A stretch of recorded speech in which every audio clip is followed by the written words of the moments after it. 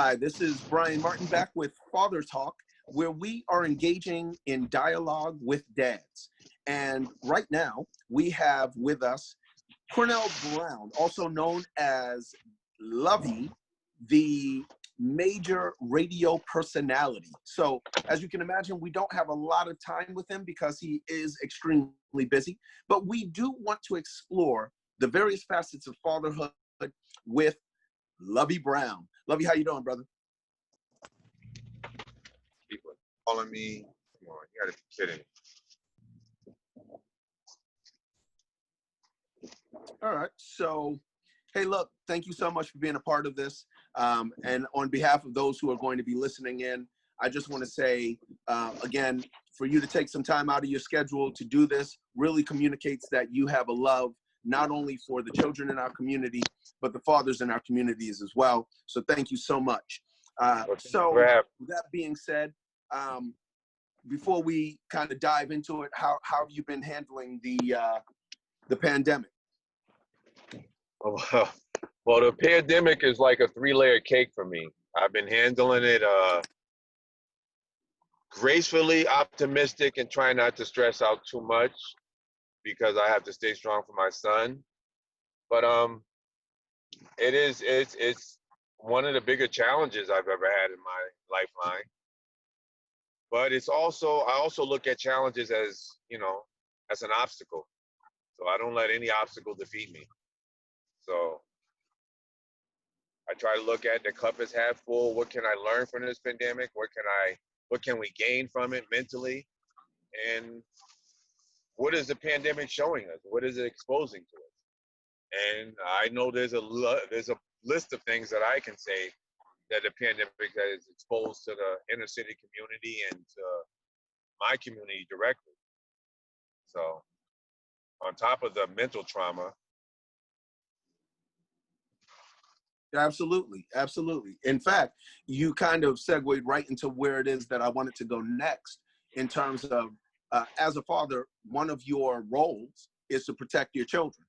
Amen. So how do you feel that you've been doing that? This is not just a stressful time for adults. This is an increasingly stressful time for children. So what do you feel that as a good father you've been doing to protect your child and really nurture your child during this time? Well, as far as protecting my son, of course, we're keeping him out of harm's way, keeping him out of anything where this pandemic can directly affect him. But I'm also a realist, so I'm telling my son the real on the real life situation that's going on in the world. I try not to let him consume too much of the news, so he's not too brain poisoned by what's going on. But I also am a realist person where you gotta be realistic with this. Your kids aren't dumb, so they know what's going on, but they just don't know how to digest it or how to filter it. So it's up to our job. It's our job to filter that. We're the filter between society, our children, and reality of it all.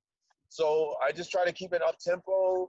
The homeschooling and everything. And one is a big challenge, but like I said, any challenge we're up for. So I just try to let them know that anything you do and at any time, put your all into it.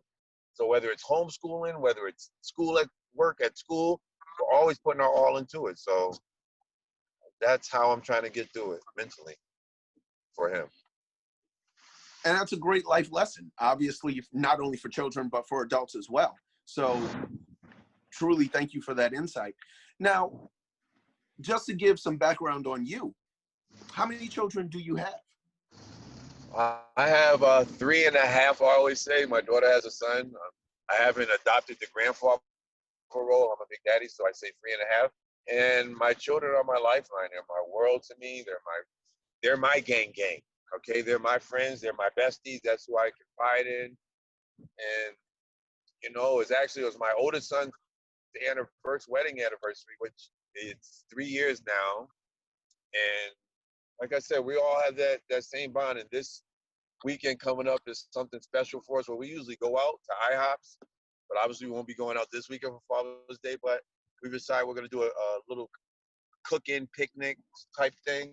So it's being a father is the ultimate challenge for me because I never had that father in my life, or the father figure I did have in my life wasn't a reflection of the father that I wanted, or I think I should have had. But all that being said, it helped me be the man that I am. So I have no regrets when it comes to that.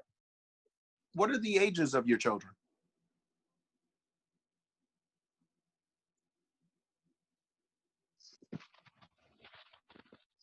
Hello? Did you hear my question? I'm sorry, I didn't hear the second part. Uh, what are the ages of your children? The ages of my children are 25, 24, and 11. And my baby Jamal, my daughter's son, is 6, going on 7. So obviously, just like children who go through the various stages of life, I would imagine that 25 years ago, with the birth of your first child, you were a completely different or reasonably different individual than you are today. Amen. Would you say that fatherhood has made you a better person with regard to your other interpersonal relationships, be they romantic, professional, or social in any regard? Well, I think it touched in all regards, because it's something that I've never had as a young man, to have a group, and it's more than a group, it's a brotherhood group where we can all let down our shields, let down our testosterone shield, and bond with each other, and life stories are life lessons, and I believe in that iron sharpening iron, just like Dr. Crocker always says, iron sharpening iron, and we build each other up. My background may not be similar to the next man background, but the end picture is the same. Some guys didn't have that blueprint on how to be a man or how to be a father. So this group, it builds you up from the bottom up. So not all of us are coming this having all the accolades of being of a good parent, because there's no true book, or there's no true blueprint on being a great parent. So we're all pushing and striving to be a better parent. And this group has showed me personally my own flaws, but it also showed me my strengths. So it showed me that I don't always. I think we have people have a problem with we identify our flaws and we focus on them instead of seeing our strengths, knowing our strengths, building our strengths, and then that'll slowly cure our flaws. So fatherhood has helped me in many ways, mentally, spiritually, and physically. Well, as I definitely and especially appreciate that observation, because obviously fatherhood is not easy. It is challenging, but to hear it from your perspective certainly lends light, and I think also lends validity to other people's experiences. So thank you for that. We wanted to wrap it up here and just say to all those listening that there are challenges to fatherhood. There's challenges to manhood.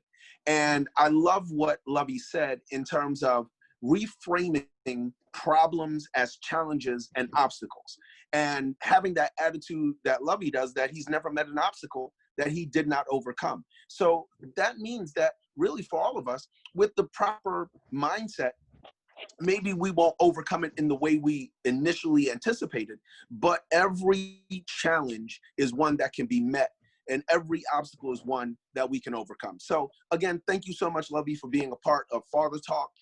We definitely enjoyed this dialogue with you as a dad, and I feel that there's more to come. So stay close. We'll be looking forward to more dialogue with you in the future.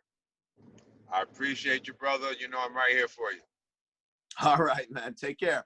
Look, we've had a great discussion with Lovey Brown. He is a figure in the community, very vocal about the role of fathers and their role, not only in the lives of their children, but also in the lives of the community at large. So again, those of you who have been listening, if you have any questions, comments, or concerns, feel free to reach out to us. We'll be more than happy to set up more groups. And as Lovey said, the Village is doing a great job of bringing fathers together with their disparate experiences so that we can learn from one another. Take care. Have a good one.